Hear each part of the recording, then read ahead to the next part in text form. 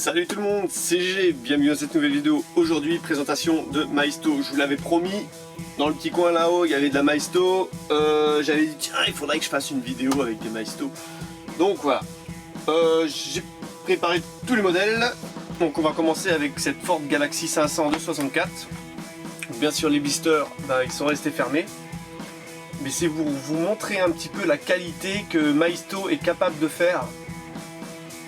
Donc, hormis entre guillemets les roues qui font un petit peu jackass, sinon les caisses elles sont nickel quoi. Nickel.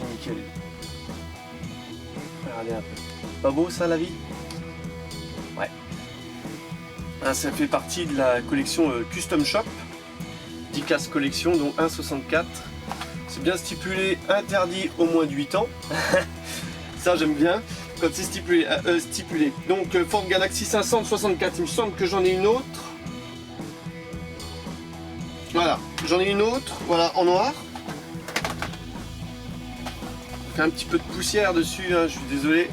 Donc voilà, Ford Galaxy 500 de 64 en version noire. Okay. Elle est magnifique, hein. Regardez. Donc, les roues, elles sont... Il y a de la gomme par-dessus les jantes, à savoir, l'arrière il est perfect, hein. Franchement, c'est de la super belle caisse. Hein. À l'époque j'avais trouvé ça dans certains Cora. Ouais, au Cora je crois que c'était, hein. Tout ça c'était au Cora. Et ça remonte quand même, hein, parce que ça fait un petit moment que j'en ai pas vu en vente. Alors on passe au modèle suivant, alors cheville Vega de 71. Voilà, donc le blister, on s'en fout un petit peu. Donc là aussi c'est pareil. Donc je vous la montre grossièrement celle-là, parce qu'en fait, savoir que le blister, je l'avais ouvert. Bon, ça se voit pas, mais le blister il est ouvert. Alors, comment que j'avais fait ça moi à l'époque? Tac, on force un peu, on ouvre derrière, c'est ouvert proprement à la GG LCF. À la GG, c'est ouvert proprement. Voilà, on fait un peu la gueule, la boule. Et pour vous montrer un petit peu la qualité de la bagnole, voilà. Donc j'avais ouvert le blister pour voir un petit peu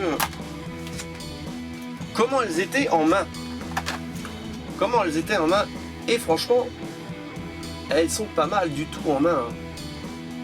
Là on voit que la roue arrière elle est énormicide par rapport à la roue avant. Je sais pas si on voit trop en fait. En fait ils ont mis des jantes noires, donc voilà. L'éternel même problème de ces jantes noires, c'est qu'on a l'impression qu'elle vit dans l'ombre cette voiture. On voit pas le bas de caisse ni rien à cause de ces jantes pourries. A savoir que en dessous, le châssis il est rifté. Là on voit bien. Il est rifté, non il est vissé. Avec une vis cruciforme, donc à n'importe quel moment on peut ouvrir et changer les pneumatiques. Voilà, c'est des objets de collection, je précise bien, c'est pour ça que c'est marqué plus de 8 ans, parce qu'elles ne sont pas vouées à rouler, hein. Je vous le dis texto, c'est un petit peu comme les no-rêves. Sur quoi je pourrais faire rouler ça? Clairement, j'ai rien. Blister. Voilà. C'est pas vraiment prévu pour rouler. Hein. Ça tourne, mais c'est pas trop prévu pour. Donc là on voit que, vous montrer un petit peu de plus près, qu'il y a bien des roues en gomme. Donc là c'est bien de la gomme avec du relief, pas mal. Hein. Donc l'avant il y a de la tempo, regardez, hein, c'est sympa, pas mal hein, comme ça hein, sous cet angle. C'est juste dommage qu'il y ait les roues noires. C'est pour ça en fait je crois que j'avais voilà, l'arrière et la tempo et tout, ouais, magnifique, hein, regardez, hein. C'est pas beau la vie hein. Ouais, ça c'est sympa ça. Ah ouais. Donc ça c'était du Maisto. Ouais, j'avais ouvert pour voir un petit peu si on pouvait changer les roues. Voilà, voilou. Alors maintenant on va la remettre dedans, dans l'emballage, comme si de rien n'était. L'emballage ouvert? Non, que dalle. C'est tellement bien emballé qu'on y verrait que du feu. Ah, j'ai fait un tour de magie, regardez. Avec l'arrière on voit pas. Hein. En fait j'ai pris une lame de couteau. vraiment très fin, ou un cutter, et j'ai fait tout le tour comme ça, tout. On le voit un petit peu sur le côté, hein, qu'il y a un petit trait là. Voilà. Et du coup, on ouvre gentiment le plastique par derrière. Voilà. Ça, on fait le tour. Et hop, et on sort la miniature dedans. C'est magique. Il clique. C'est magique. Ouais, bon, c'est bon. Bref. Après, je vais avoir un droit d'auteur. Dora, je te raconte pas quoi. Bon, bref, le suivant. Alors, Buick Century de 1955. Ce qui est bien, c'est que c'est marqué dessus. C'est comme le port qui vous salue. Alors, hein, moi je kiffe les voitures américaines. Donc les Buick sont quand même assez rares en 1/64e à cette échelle. C'est très joli, hein. Franchement, regardez. La couleur elle est parfaite. Hein. C'est vraiment très joli. Le seul truc franchement à reprocher, c'est les roues et les jantes. Malheureusement, bon c'est comme ça, hein, mais les carrosseries sont nickel. Le modèle suivant, Chevrolet Impala de 59. Petite poussière, on enlève.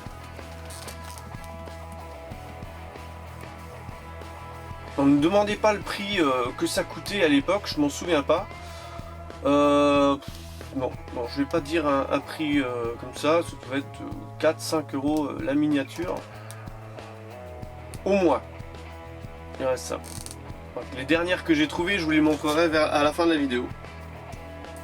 Donc la petite Chevrolet Impala de 59. Voilà. Les châssis sont toujours en plastique.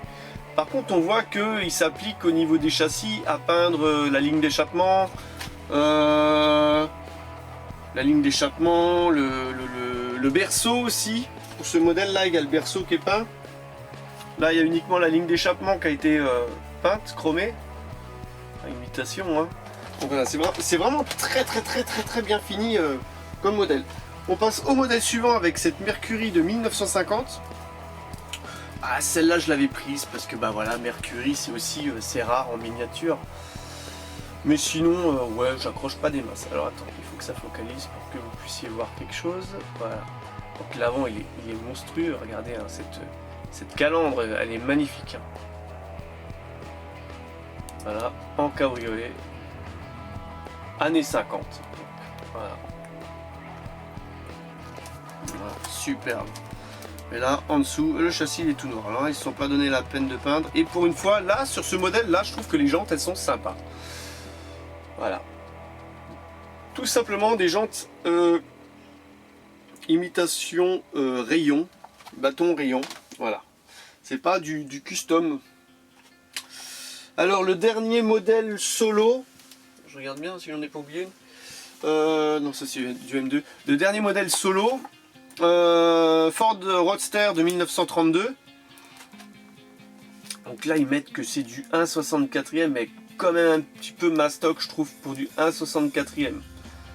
Alors, je sais pas. En tout cas, elle est très jolie. Regardez, hein. C'est une couleur magnifique. Waouh. Pour les amateurs de road, c'est classe quoi. C'est classe, c'est de la bonne caisse. Hein. Voilà. Super. Super. Voilà. Il me semblait que j'en avais encore. There is the question. Avec mon accent anglais à 2 balles. Il me semblait que j'en avais encore. Ouais. Mais alors je sais pas où. Peut-être que c'était dans mes rêves. Voilà, alors là, maintenant, ils ont fait... Milestone, ils ont fait des séries avec le transporteur. Donc cette année, Hot Wheels va le faire aussi à première vue. Il y aura 3 coffrets transport. Miguel, il en avait parlé. Je lui avais dit, ouais, je connais. Je l'avais mis de toute façon dans les nouveautés Hot Wheels de l'année. J'avais mis comme quoi il y aurait un truc, quoi. Et ça sera avec châssis et roues en gomme. Là, il n'y a que les roues en gomme. Châssis en métal et roues en gomme, parce que châssis en gomme c'est pas cool. Alors là c'est International Durastar pour le flatbed, pour la dépanneuse, et une petite Chevrolet Biscayne wagon de 62. Alors j'ai pris, moi je prends uniquement pour les bagnoles, hein. Faut dire ce qui est, parce que la bagnole elle est classe, quoi. Alors déjà les breaks c'est assez rare.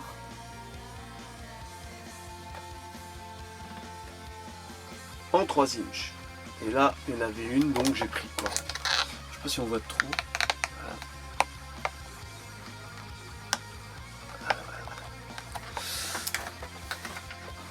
Celui-là, il n'est pas ouvert. Voilà. Donc, magnifique Chevrolet Biscayne. Donc, ça existe en transport. Donc, ça, il fallait compter à l'époque entre 12 et 15 euros. Hein. Alors, je sais pas si maintenant ça existe encore. J'espère un jour en retrouver. Parce que c'était franchement de la bonne cam. Eh bien, et alors, on va suivre avec celui-là. Alors donc, Chevrolet flatbed de 1957 avec une Cadillac de ville de 1965. Voilà, donc là c'est un petit peu plus clair. Et on verra peut-être mieux les miniatures que avant. Sur le transporteur d'avant où c'était relativement sombre. Alors là ils ont choisi de mettre des jantes orange bien flashy à la CAD. J'adhère pas des masses mais... c'est sympa. Dans les faits, c'est sympa. Ça fait un petit peu custom, tout. Il y a de la peinture. Regardez, il y a des... Ah, je sais pas si on le voit là. Il y a une espèce, pas un flaming, mais un banding. Je sais pas si ça se dit.